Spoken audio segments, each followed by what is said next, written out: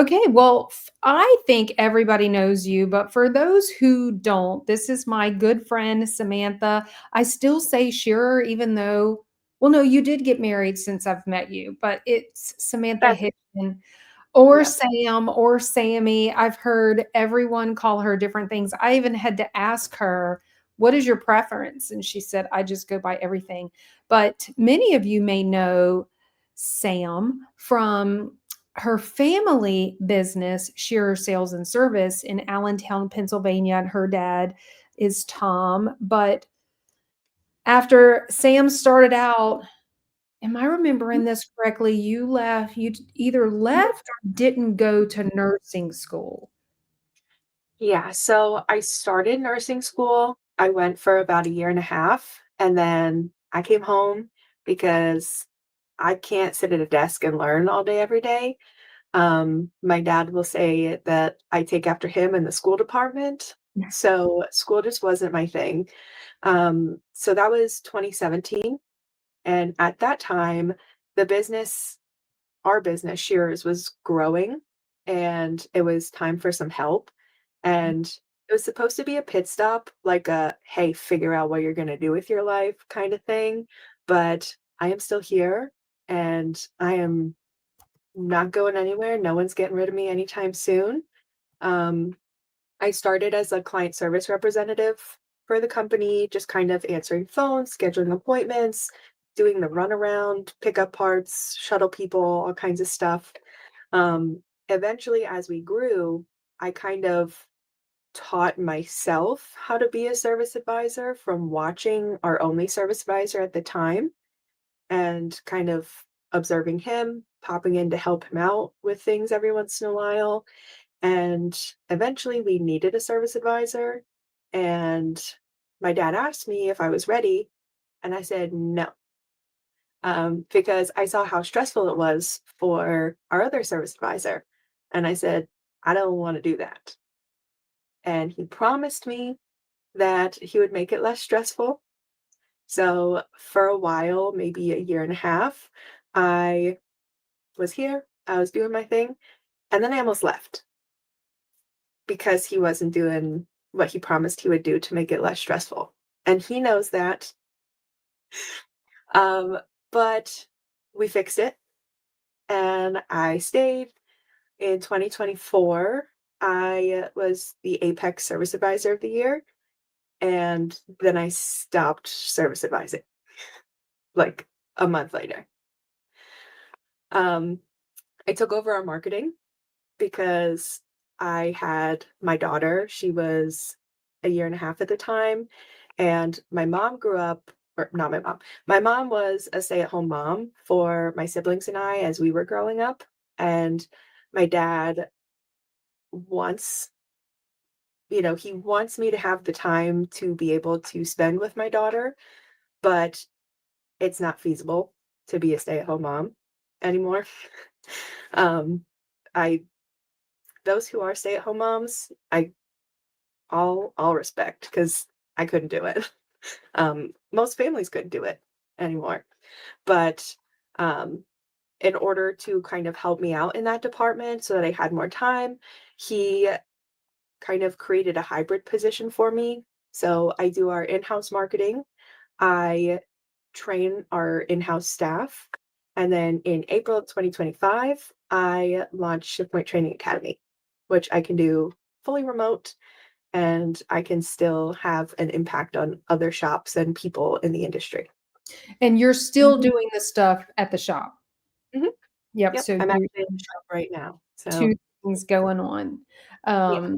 That's super cool. So from temporary sort of client service representative, service advisor, head service advisor, marketing manager, now coach. I read on your website, I think, that you said, I want to leave the industry better than I found it.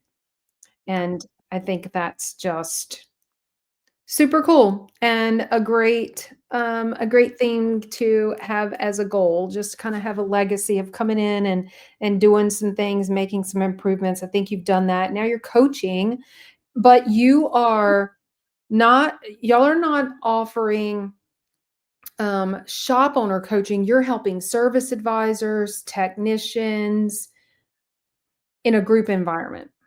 Right. So at this moment, we offer one-on-one service advisor and one-on-one client service representative training. And then I offer like a group technician training, but Mhm. it's like group as in all the technicians in one shop, Yeah. not like multiple shops at once. And soon we will be offering ownership and management training. I We just don't just have connected shop. that when I always thought group. Okay, I got you. Very cool. That's awesome. And you've been in the industry for what? I mean, I've known you at least 6 or 7 years. Yeah, I started in July of 2017, Mhm, but I mean, realistically, mhm. I was born and we lived in the I house right lived next to our in it. shop. Yeah. So, You kind of lived yeah. in that environment. Well, what I Mhm. want to do is, like I said, generally speaking, I do these coaching Q&As in our client only Facebook group. I think this might be the first one that we're doing in our actual auto repair marketing mastermind group. So I've been asking the coaches the same questions just so that everyone kind of gets the same perspective, well, different perspectives to the same questions, right? And so I want to unpack some of these things that, some of the questions I put in here, I feel like everybody knows the answer to these questions, but time and time again, I'm finding that they don't. So I haven't really adjusted the questions much because I still find that people are taking value away from what all of our coaching friends have said in the industry. So I want to talk first, like big picture thinking, which is what in your perspective, right, at Shift Point Training Academy, from your perspective at Shearers and your experience in the industry, what do you say are the most impactful shop numbers that a shop owner needs to be tracking in order to reach his or her goals? Yeah. So I think the most impactful numbers are the ones that are going to tell you, are we producing enough? Are we being profitable while we're doing it? And are we actually converting opportunity to approvals and sold work? And for me, the numbers that I like to tell me that are things like average repair order, dollar, hours per RO, gross profit percentage for all of the categories, overall, labor, tires, parts, break it Mhm, down. Um, Close rate, to tell you whether you're actually converting things from estimate to sale. mhm, And also technician efficiency and effective labor rate. mm, Essentially, you know, are we actually producing and are we making any money on it? right. Now, do you find any shops that are super, either they are not tracking that number at all or they're surprised? I remember when Brian and I had our shop a long time ago, and when we first got into coaching, look, it's, to us, we've been in this for such a long time. We know these numbers, but for those who don't know what they don't know, they realize, oh my gosh, I can't believe I haven't been tracking this number or that number. And it opens up an entire world of learning opportunities and marketing opportunities and things like that. So I'm just curious, are there any specific numbers that when you coach someone on that, or you talk about it, or it comes up in conversation, whatever it might be, that they're most surprised by and they're like, oh, why am I I not think, tracking that? yeah. I mean, everyone talks about effective labor rate, but I don't know if people really understand it or how to impact it. And essentially, we had a few shops when I started that didn't have any metrics. They didn't track anything. So we sat down and we built numbers for their shop. And I mean, that in itself was eye opening because they weren't looking at anything. Mhm, But when we kind of break it down and we talk about the effective labor rate is essentially the difference between what you charge and what you actually make. And sometimes there's a really big gap. mhm, And people don't realize how unprofitable they are. Yeah. Yeah, it's pretty eye-opening when you realize that. Do you have what's like your I know it varies by shop, but is there one you talked about how to impact the effective labor rate. Is there one like just very big, you gotta do this, like this is the first thing I go to, this is the first thing I look at to impact that? When so we actually had an issue in our shop with effective labor rate a few months ago. And the first thing we looked at was, what are we selling and are we effectively selling it? Because things like, if you have state inspections, we do, you can't charge very much for it. So that's like a fixed price service. Um, all the fixed price services. So things like tire rotations, alignments, oil service, typically those things are going to really lower your effective labor rate. Also, most shops offer complimentary evaluations or inspections on the cars, but they credit their technicians. That's going to bring it down. But the thing to look at is, are you estimating, presenting, and selling things beyond fixed price services? Okay. Because if you are, if you are thoroughly inspecting every vehicle that comes through, you are properly educating your clients and you are making connections with them and building a relationship, truly holding their hand through the repair process, you're at least coming up with a game plan to take care of those items that are not just fixed price services. And you're going to be able to raise that labor rate or the effective labor rate up.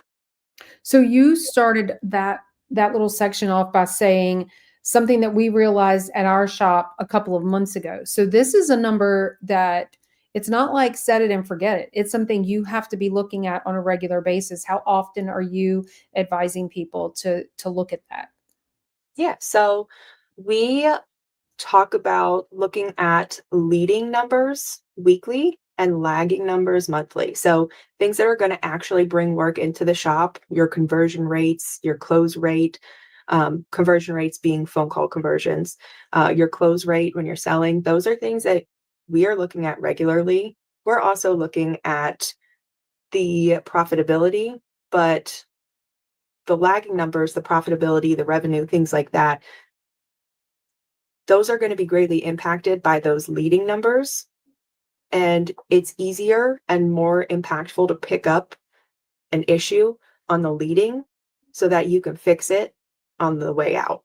Yeah. So if you aren't converting calls, if you're not converting appointments, if you're not closing sales, it doesn't matter what your revenue is because you're not going to have any. Mhm.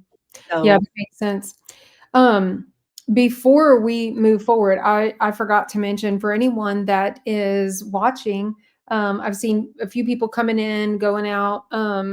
Leave a comment, drop a comment that you're here with us. If you have questions, drop your questions in. Samantha and I both can see them, and we will answer your questions as they come in. But we definitely would love to know that you're here. So drop your name and your shop where you're located. So you just talked about converting phone calls. This is one of the questions that I keep thinking, we don't have to talk about this. Just like female friendly auto repair. I'm like, we don't need to keep talking about that. But apparently we do. And so this is just another one of those topics that just surprises me that we do have to keep bringing up. And so when we're running ads for people, we're listening to the calls. Not We're not doing quality on your service advisor. We're listening for the customer that's calling to make sure that we're targeting the right people. And so we will flag those calls appropriately. And it helps us to just further fine tune. And sometimes, even though we're not listening for the quality um, of the service advisor, occasionally it's so bad that we can't overlook it. Like it's just such a big deal that it's alarming sometimes, Sam. And so how shop owners, like, I mean, I remember as a shop owner, we hire people. I hire people now, train them, expect them to do the job that they're doing. And we're in and out of the business. We're, back in our office doing our thing. The service advisor is up front answering the calls. How does a shop owner know if the service advisor is doing well on the phone calls? Because, like you talked about converting, We're doing, shops are paying us to do all this marketing for them, and we're making the phone ring. Well, that is where marketing and sales connect. And now it's like we made the phone ring, but the service advisor did not convert. How does a shop owner know that the service advisor needs training? So we have our client service representative. We have one in our shop. We have, not we, I have the client service representatives that I coach do this as well. But in our shop, our client service representative, our service advisors, our parts specialist, anyone who touches a phone, they track their phone calls. And the way that we use that is we determine how many phone calls were an opportunity for an appointment and how many we actually scheduled for. And we use that to build a conversion rate. We also take into account cancellations. Mhm. And when we have a cancellation or when we have a phone call that didn't convert, we dig into it. What happened? Why didn't it convert? Is it a quality of lead issue or is it an issue that we need to fix with our team member? And there are so many times where people don't even look at that. They just say, well, we're not getting any appointments. So, we must have a lead issue. We must have a marketing issue. And that's not the case. Because if your service advisors aren't building value and building trust in the phone calls, people aren't going to schedule. They're not going to come in. So for me, it's tracking those conversion rates and setting standards for each position so that they know, hey, you are above or below your goal, just like technicians with their build hours and things like that. But we will look at that and we will also look at new visitor revenue and information. So if someone new does come in, but they don't buy anything, did that interaction go the way that it should have? Mhm. Maybe not. Yeah. So we'll listen to phone calls, we'll track conversion rates. And if I'm sitting in my office here, I have a wall, a door, and then there's our service office. I will Mhm. just listen. I will eavesdrop because I'm nosy and they know it.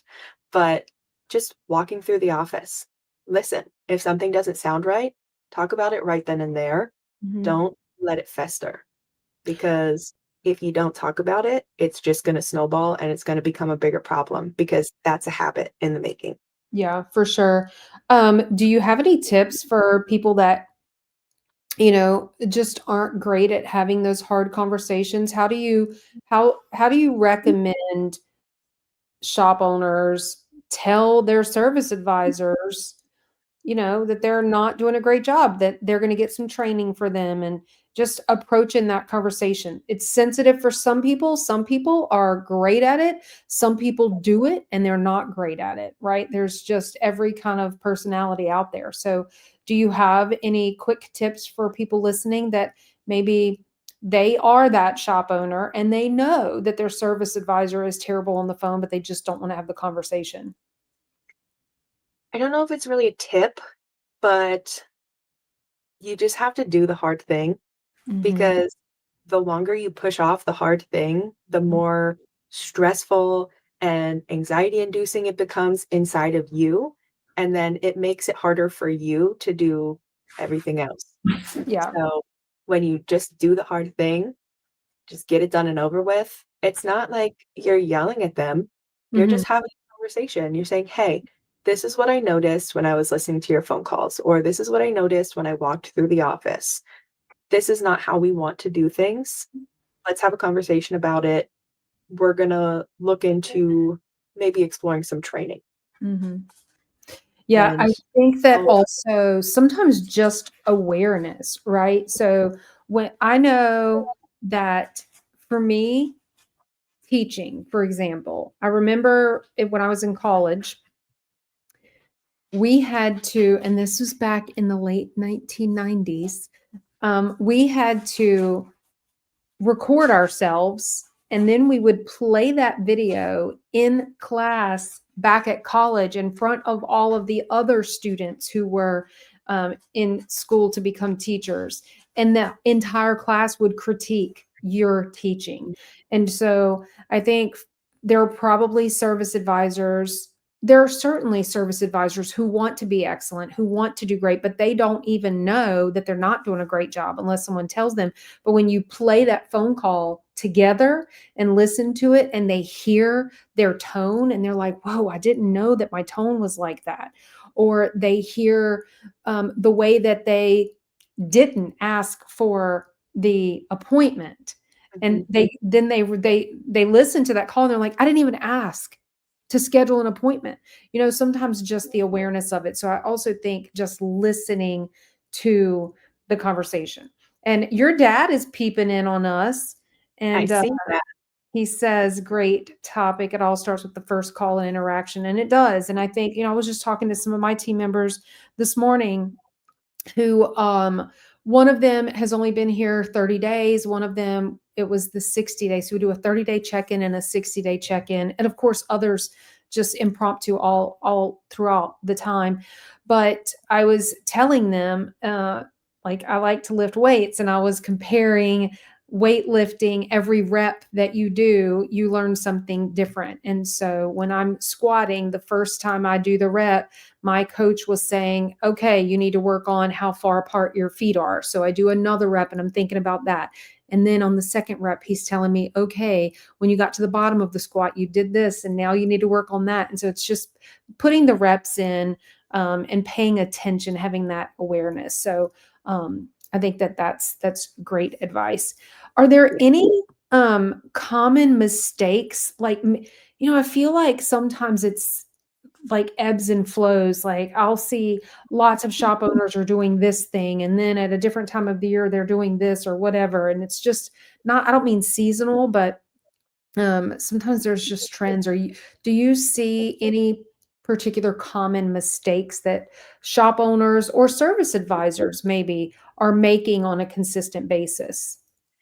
So a lot of what I see as far as mistakes go are process driven. Mm, So it could be that they have no documented processes at all.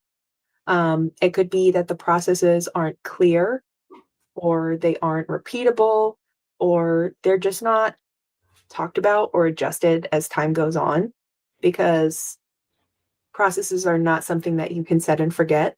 Things are constantly changing and evolving. Like earlier this year, we developed processes for everything, and then we switched management systems and nothing worked. So we had to completely revamp all of our processes. And it's something that you need to consistently monitor and be open to changing. mhm, So you as an owner, you're not in the day to day, most likely. And your advisors who are in the day to day, they're the ones who are going to say, hey, I don't know that this process is really working. This is how I'm doing it. Do you think that that could work? mhm. And you try it, you beat it up, you change it, you see if it works or not. And if it does work, you implement it, Yeah, and but you also there's have to communicate it. yeah. There are tools today. We didn't have so many of the options when Brian and I were shop owners that shop owners have today, and it just blows my mind. It's not that I want a shop, I'm not saying that, but if I did, Brian and I often talk about, oh my gosh, we would be killing it. We would be doing this, we would be doing that.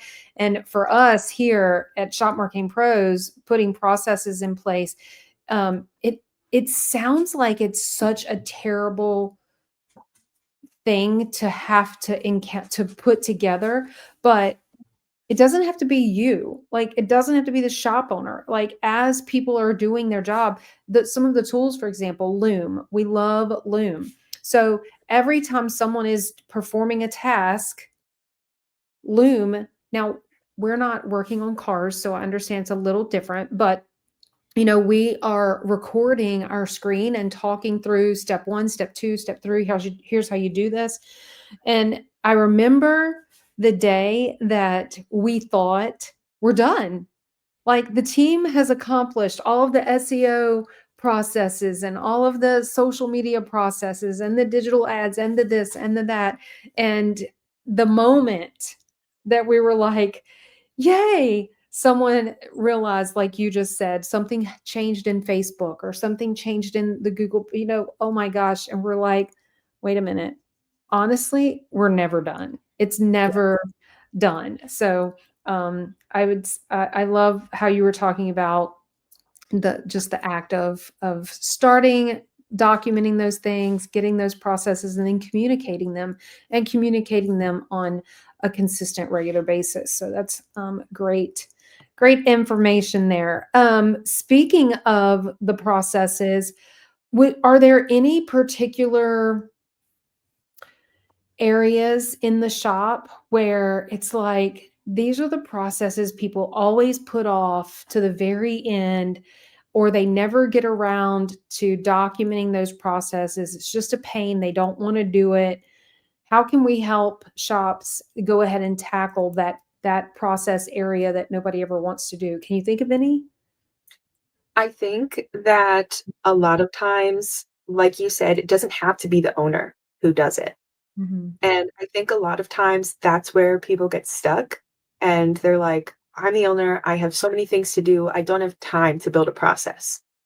So don't have your team member build the process. Have them, like, I didn't do it this way because I just wasn't thinking about it. But I actually taught a class on processes and procedures at Ratchet and Wrench.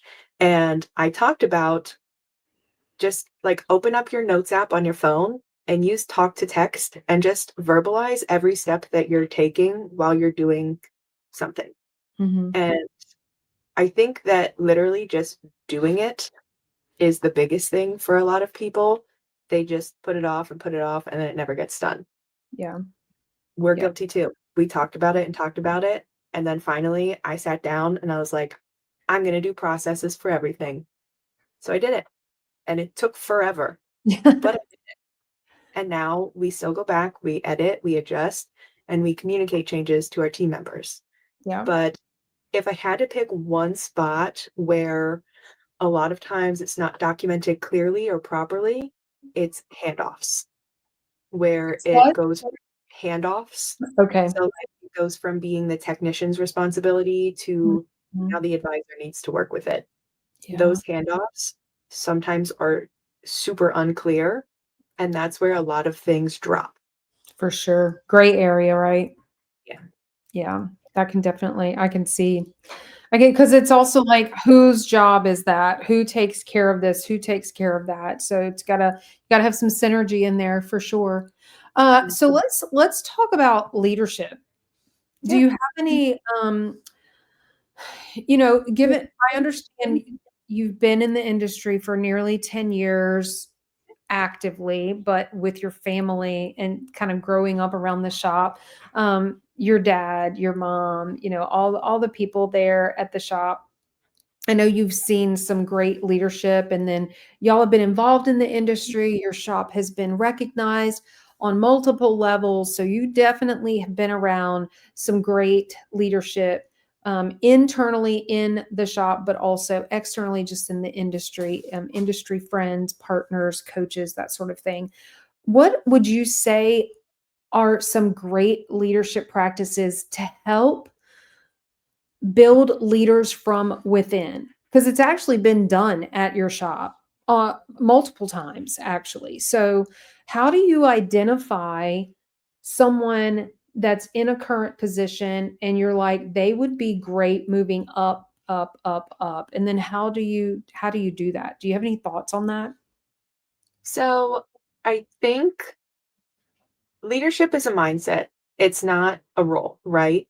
So I think when you see someone who kind of takes more than what they're technically responsible for, Mhm. or they just kind of take the reins on things, right away to me, that's someone who's going to be a good leader. Yeah. Even they could already be a great leader. But someone who kind of goes above and beyond. And I I don't say this to, put myself on a pedestal or anything, but I was that person when I was a CSR I mean, the whole reason I became an advisor to begin with is because I watched and I took things off of other people's plates that I could handle because I Mhm, wanted more. mhm, I wanted more responsibility. I wanted to be yeah, that's the same thing. I wanted to have more things to do mhm, because I was efficient at what I already did. And when you see someone like that in your shop, that's someone that you can invest in, invest your time, invest training. Um, but as far as actually moving them to the next step, I would say a really important thing is having regular one-on-one check-ins. And in those one-on-one check-ins, working on one thing at a time. mhm, So, coach one skill, make it great, and move on to the next thing. mhm, And be very transparent about what you're doing. Tell them, hey, I see a lot in you and I want to help you grow. And talk about the career path that you see for them. That's one thing that my dad talks about is he wants to be able to build a career path for our team members, mhm. not just they're a technician and that's all they're ever going to be. Because that's not true. Yeah, that's right, and we've done that just this year, earlier this year. So we're EOS, and so for those who are familiar with EOS, you know about quarterly rocks, or if you don't know about EOS, that's basically just a quarterly goal. And one of my rocks earlier this year was to build out career pathways, and that was a huge undertaking, but we got it done, and now people can see no matter what seat they're sitting in, they can see their projected pathway if they so choose it. And I love what you said about being able to identify those people that would be great in different roles or great as leaders. Leadership is one of our core values. So we believe every single person is a leader. Like you said, it's not a role, it's a mindset.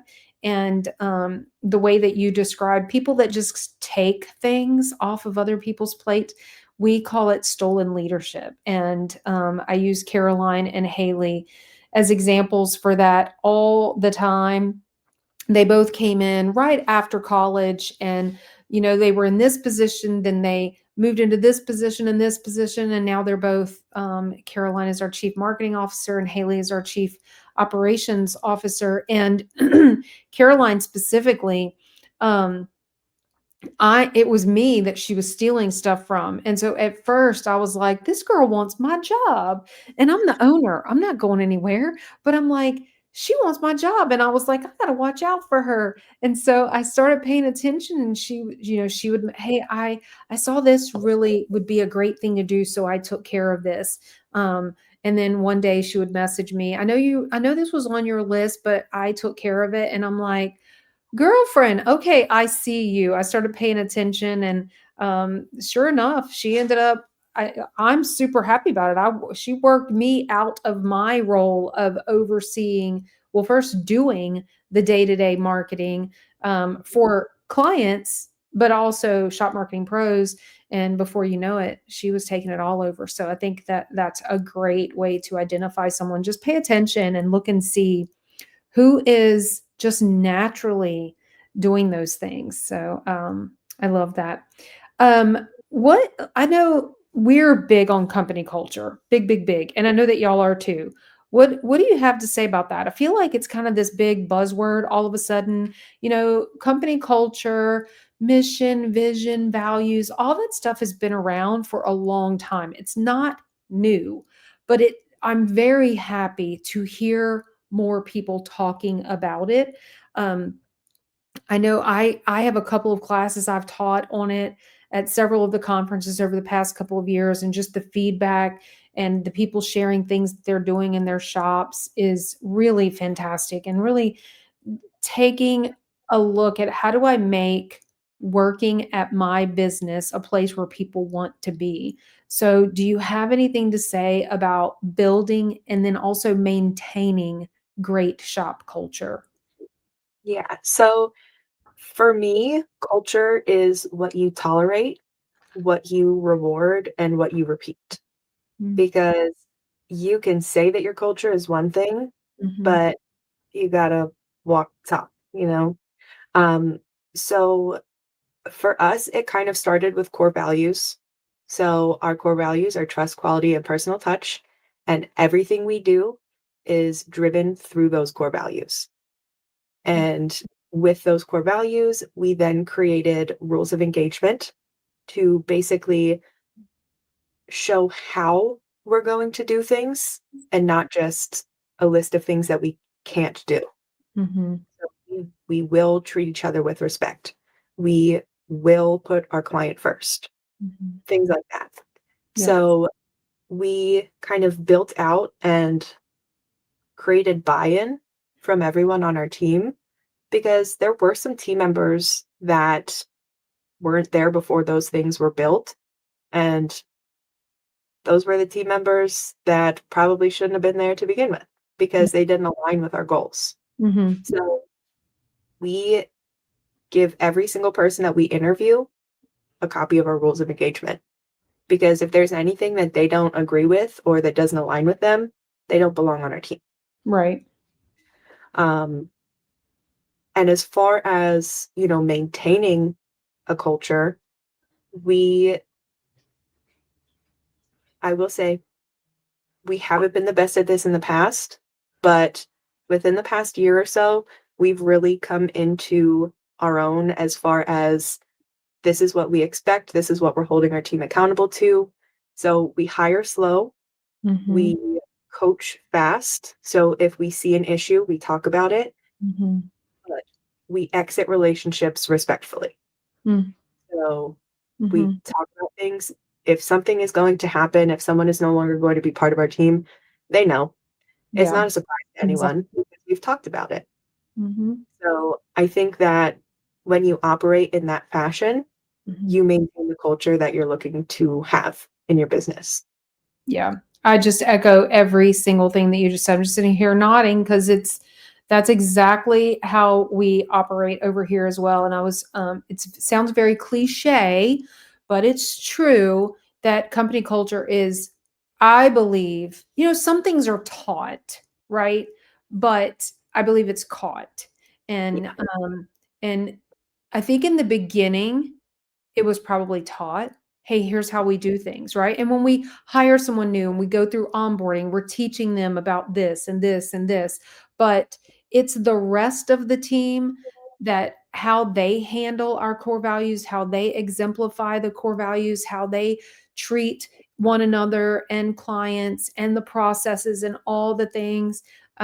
New team members see that and they realize, oh, wait, this really is how things are done here. So I think that you hit on all the great highlights. And in every one of the Facebook groups, people are often talking about company culture. When you go to the conferences, it's easy to talk to another shop owner and say, what's it feel like to work at your shop? And it's interesting to me that the shops that have a lot of turnover don't have good company culture. The shops that do have great company culture have less turnover. I'm not saying they don't have it.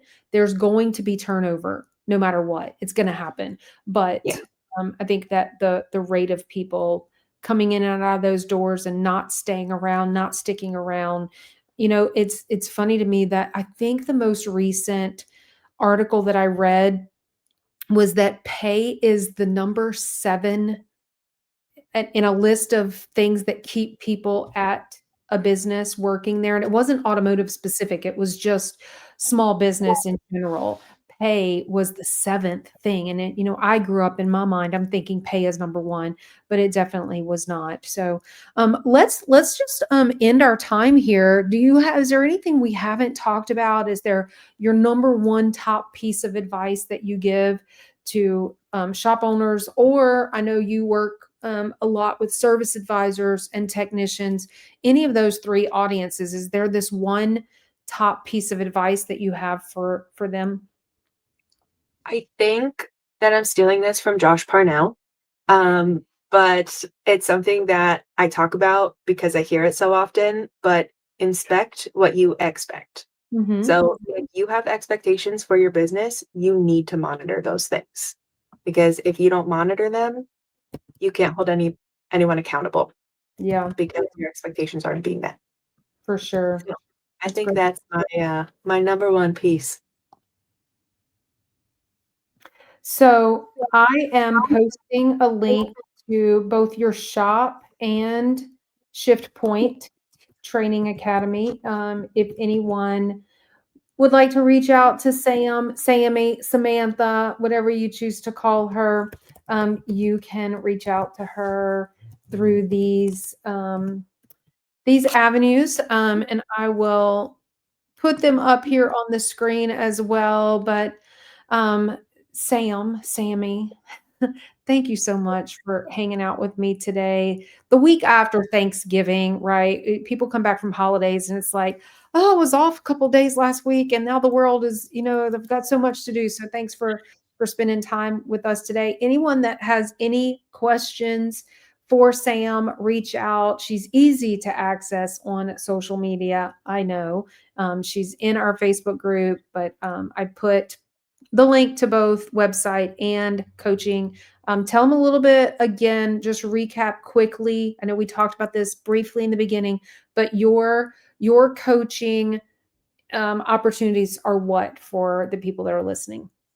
Yeah, so as of right now, we can do one-on-one service advisor coaching. We can do one-on-one client service representative coaching. And those are one-on-one, but they're also custom built to meet your team member where they are. Mhm, So the reason I built it this way is I came with no experience in the industry. mhm. The people that I trained to take over my role came with years of dealership experience. So the training that we both required were not the same. Right. And one size fits all, like those types of clothes exist, but they don't really fit everyone. And Mhm. training it is the same way. It shouldn't fit everyone. So those one-on-one programs are customized. And then I also do group technician training that focuses on communication and documentation. And that is one shop at a time, but it's all of your technicians at once. So those are our current offerings. And by the end of the year, we will officially launch shop ownership and management training as well. Love it. Congratulations. That's awesome. Hey, I want to go back to the training for the technicians where you're going to the shop. I am doing like lunch and learns. So basically, we'll do a video chat once Yep. a week for 4 weeks straight. I will access your management system. I will pull up real examples of documentation that technicians are Okay. putting out there, and we will critique it. We'll learn how to improve it and why it's important to do so, and It's go from like there. how the techs are communicating with the front of okay. I love it. That's Yeah, awesome. I don't know of anybody else that's doing something like that. So, that's a um, huge gray area and one of the biggest bottlenecks in shops. So. very nice hole to fill. I know, I remember it's been many, many years, but we had a no talking day at our shop. And everyone had to write down everything that they had to say. And it taught them, I mean, it was a terrible pain in the butt, but it taught them they were able to see on paper what a difference it made. And Tom just said Samantha's been a great part of building our culture at Shearers and a great resource for anyone looking to build on this. So I totally agree because I've been in your shop before. Um, I think a couple times actually. But once again, thank you so much for being here with us.